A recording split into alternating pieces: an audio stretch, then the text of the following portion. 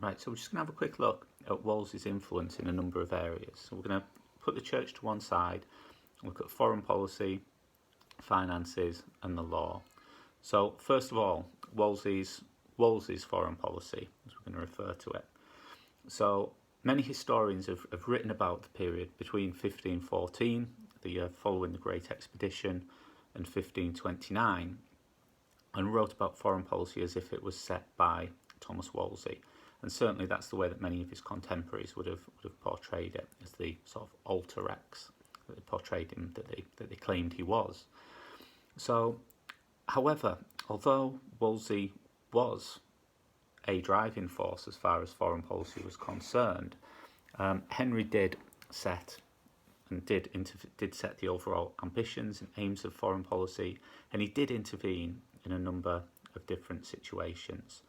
So at all times, basically, Wolsey had to be seen to be following the wishes of Henry. So we see this in 1518 with the Treaty of London.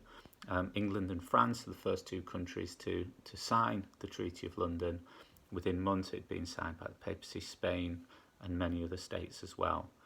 But what this did was this fitted within the parameters of the foreign policy which Henry wanted Wolsey to follow, in that it bestowed a huge amount of prestige and glory on Henry VIII. So its intention, of course, was to bind 20 leading states of Europe into a perpetual peace. And the promise there was that every nation which signed the Treaty of London agreed to non-aggression, and also to make war on any nation who did break the treaty. So the publicity surrounding it, and why this was such a big deal, was it was claimed that this had brought, or the intention was to bring an end to warfare between the Christian states of Europe. So there is obviously that debate about what Wolsey's motives for that were. Was it to carry favour with the Pope? Was it to come across as the peacemaker of Europe? Did it fit within his overriding ambition to one day be the Pope himself? So 2 years later, Wolsey triumphs again with the Field of Cloth of Gold. So June 1520, there was a huge expedition from England, meets with King Francis I of France, near Calais. So two huge entourages basically arrive. The English entourage following Henry VIII, and the French entourage followed by Francis I. And it becomes known as the Field of Cloth of Gold because of all of the pavilions and of the pageantry which was on display. So there were feasts and games. It was massively expensive, and the whole event was ultimately empty. At the same time, Wolsey was meeting with Charles and forming a Spanish alliance, but it became a meeting about status, and Henry and England were widely considered to have outshone their French counterparts. So this was a different way of bestowing glory on Henry VIII.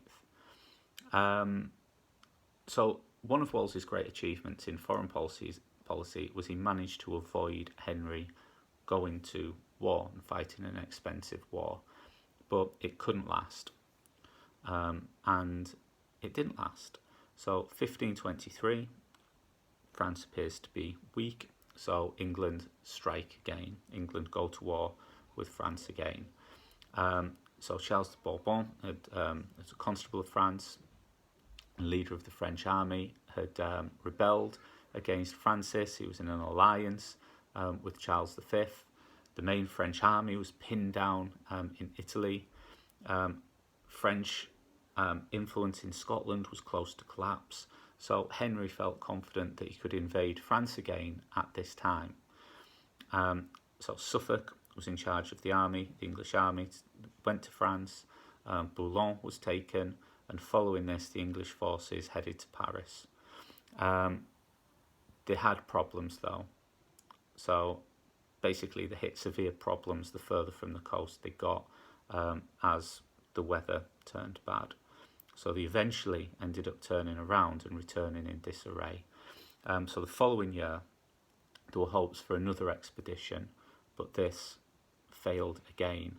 And then in 1525 comes a decisive moment in the Habsburg-Valois Wars and the Battle of Pavia.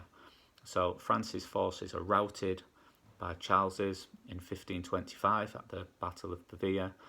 In 1525, Francis is actually captured and taken into captivity in Spain, and this represents a major opportunity for Henry.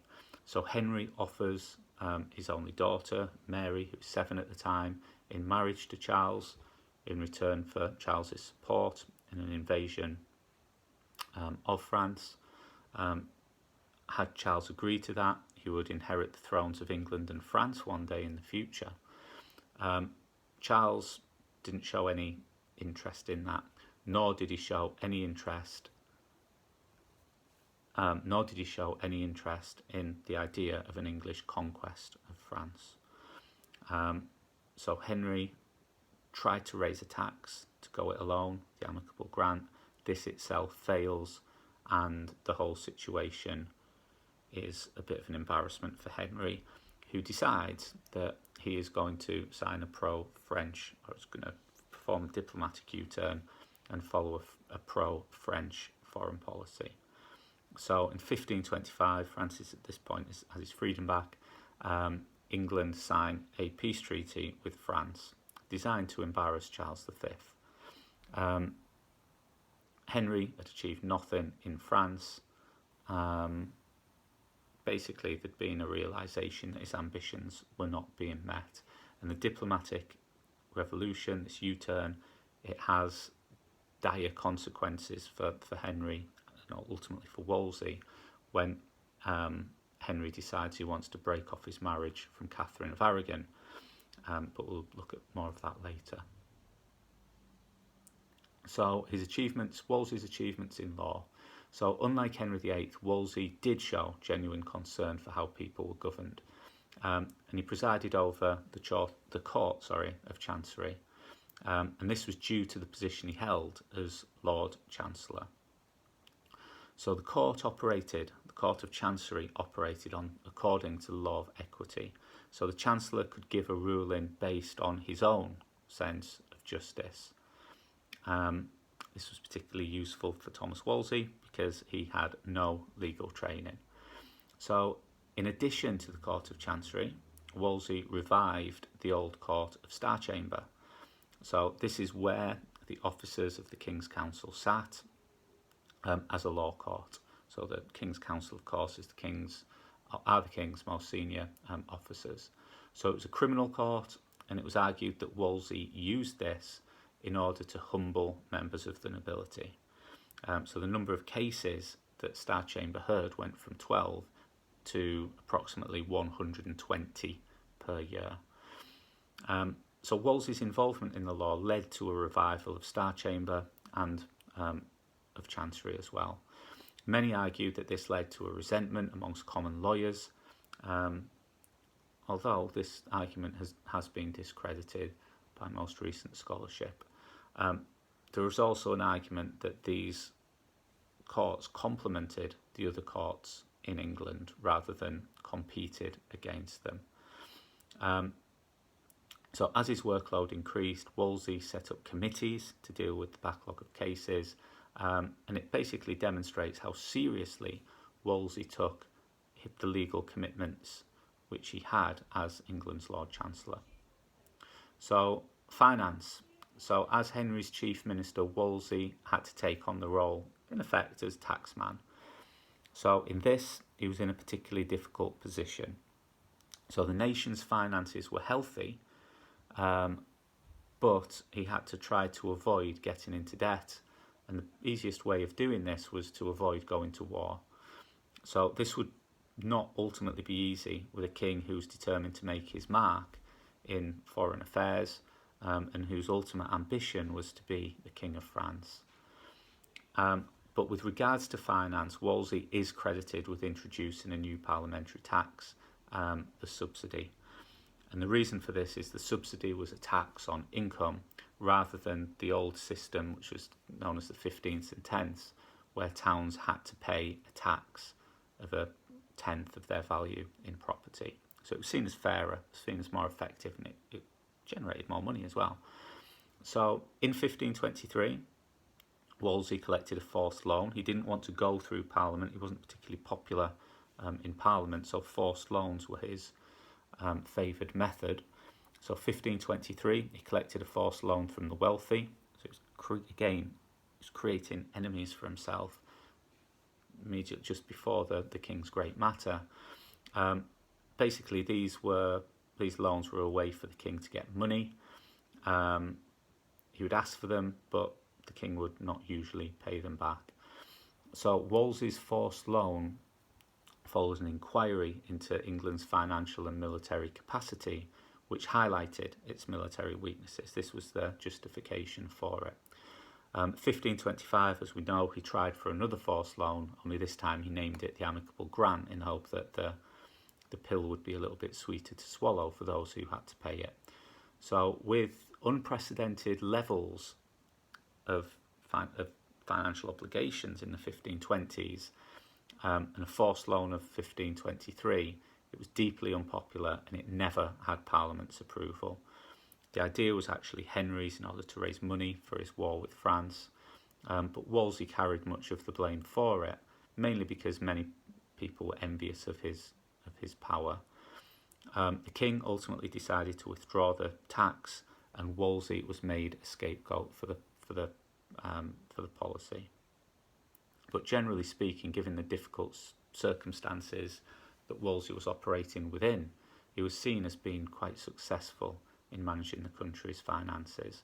So this new, more effective parliamentary tax, the subsidy, the reason that the Crown ultimately had financial problems rested with Henry himself rather than Wolsey. It was Henry's obsession with having a cultured court, and the money was spent on palaces and foreign adventures. So finally, Thomas Wolsey and enclosures. So as well as financial and legal matters, Wolsey did take an interest in economic problems that many in England faced as well. So in particular, he was concerned with problems which faced the poor, and he launched a campaign against the illegal enclosure of land by landowners. So it was argued that enclosing land was going against the interests of tenant farmers. This is because it destroyed common land, it increased rents for landowners, and basically landowners could dismiss their tenant farmers, enclose the land, put sheep on there, which was more profitable for them, but had dire consequences for those who were thrown off the land. So it was highlighted by the great English scholar and humanist Thomas More in his book Utopia, and More highlighted the negative impact that the switch from arable to sheep farming was having in England. Basically, Wolsey passed statutes had been passed through Parliament in 1489 dealing with enclosures, but Wolsey passed new ones, in particular in 1514, 1515. So these attacked enclosures and prohibited new ones. In 1517, 1518 and 1526, Thomas Wolsey appointed commissioners to inquire about new enclosures which had been set up, and this led to hundreds of successful prosecutions about surrounding members of the landowning classes who would enclose their land. So what we see here is Wolsey is acting against wrongdoing and he's acting against corruption. Unfortunately for him, this made him many enemies amongst the powerful landed classes.